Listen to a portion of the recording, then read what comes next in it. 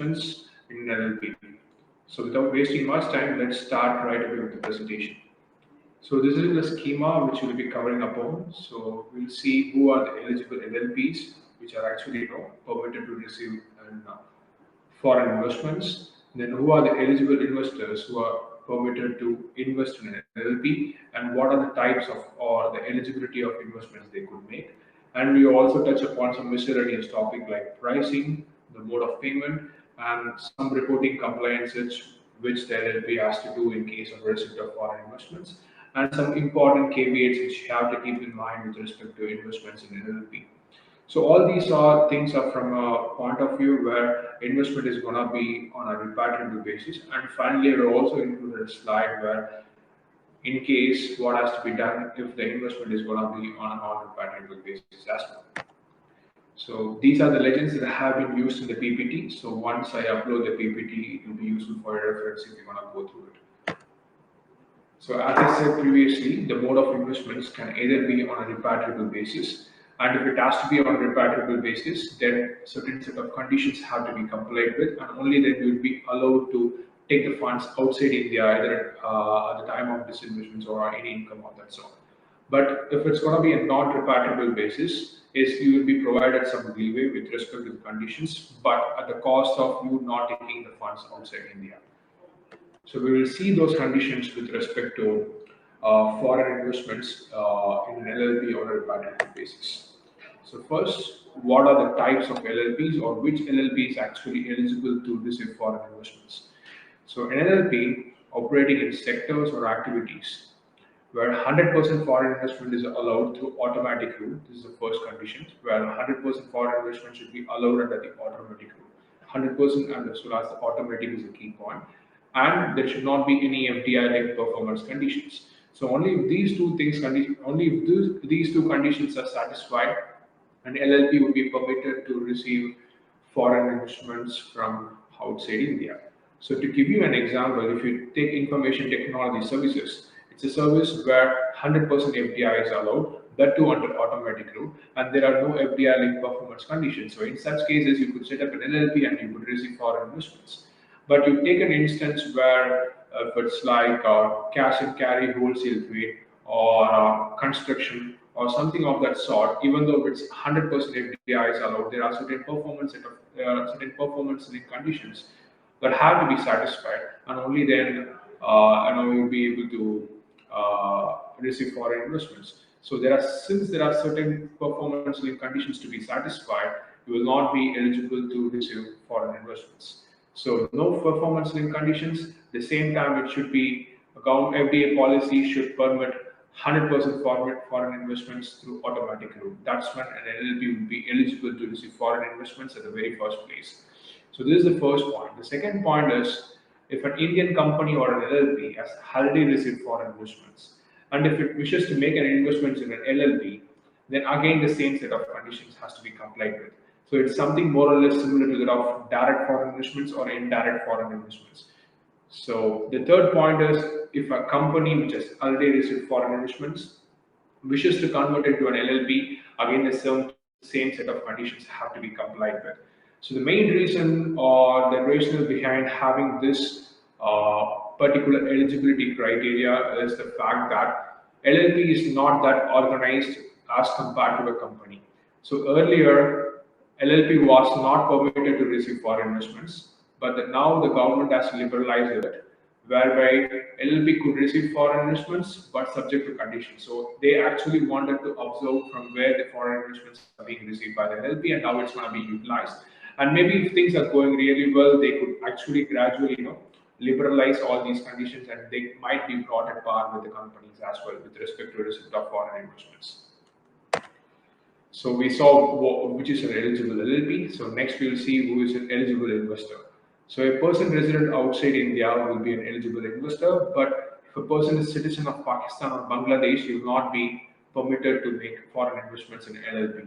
So the term used is citizen of Pakistan or Bangladesh and not resident. So if you are a citizen of Pakistan or Bangladesh, you will never be eligible to invest unless there's going to be a prior permission or only on a non-repatriable basis. Similarly, an entity incorporated outside India, another entity of Pakistan or Bangladesh, can also be an eligible investor. But a very important point to note here is foreign portfolio investors, foreign institutional investors, or foreign venture capital investors. All these are not eligible to contribute to the capital of LLP. So maybe due to the same reason what I gave in the previous slide. So government want to be very cautious with respect to the approach the LLP is going to adopt with respect to raising foreign investments and how it's going to be utilized. And once maybe the government is sort of fine, they might liberalize it to other sort of investors as well. So for time being, government is trying to be a bit cautious. So what are the eligible investments? Obviously, you will contribute to the capital of LLP, or you will just acquire or transfer the profit shares in the capital structure of an LLP. So this is the only way you could actually invest in an LLP.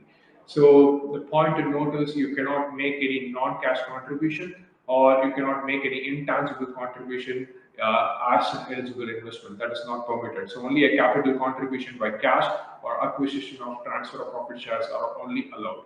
And another important point to note is LLPs are not permitted to receive ECPs. I'll give you the reason why. If you see the ECP guidelines, only an entity that is eligible to receive foreign direct investments can raise ECPs.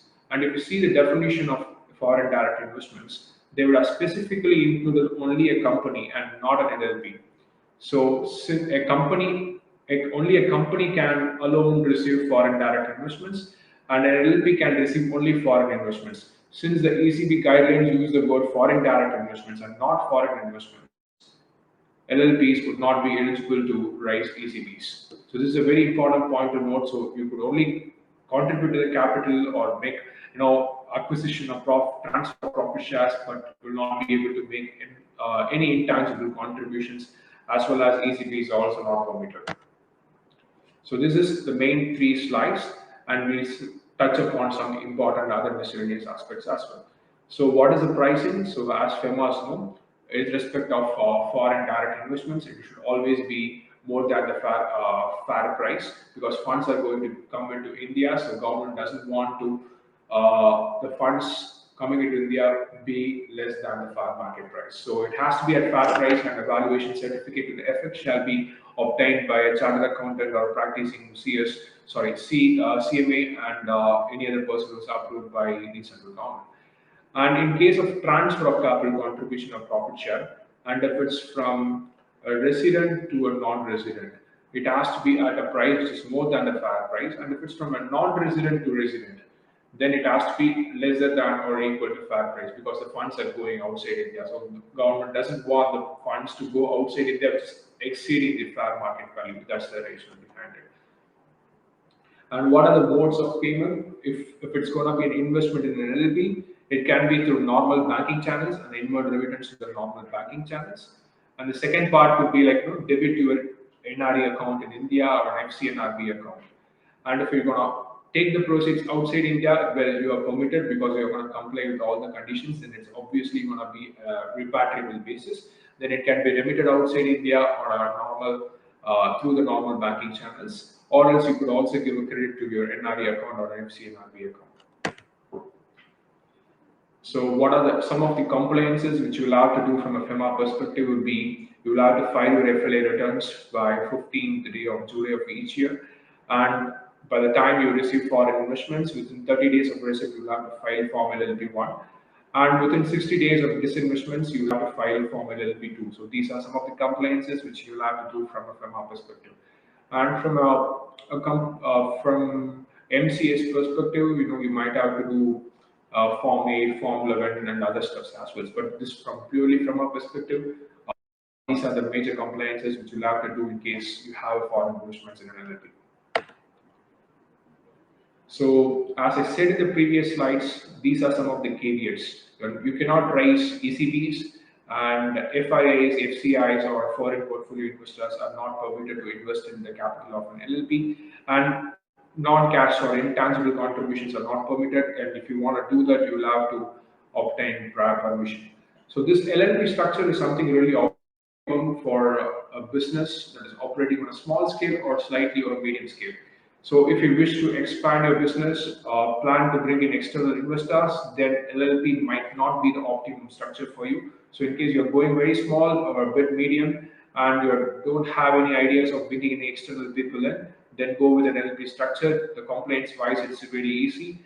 But if you wish to expand your business and bring in external investors as well, then LLP might not be that efficient. You might have to go with a company structure. So as I said previously, the modes of investments would either be on a repatriable basis and non-repatriable basis. So we saw all those conditions with respect to investments in an LLP on a repatriable basis. However, you could also make an foreign investment in an LLP on a non-repatriable basis as well. So an NRA or an OCA, including a company, trust, or partnership firm, incorporated outside India and controlled by NRA OCAs, may invest on a non-repatriable basis in an LLP as well. So the main advantage is you don't have to comply with the pricing conditions. You don't have to undergo those sectoral limits or performance linked conditions. All those things will not be applicable. But it will be at the cost of you will not be eligible to repatriate the funds. Even the capital appreciation what has been made will not be eligible to be repatriated outside India. So in substance, it will be deemed to have been treated at par with domestic investments, even though the funds are coming from outside India. So these are the two basic modes of investments, either on a repatriable basis or non-repatriable basis. So that's it for the presentation. Thanks a lot.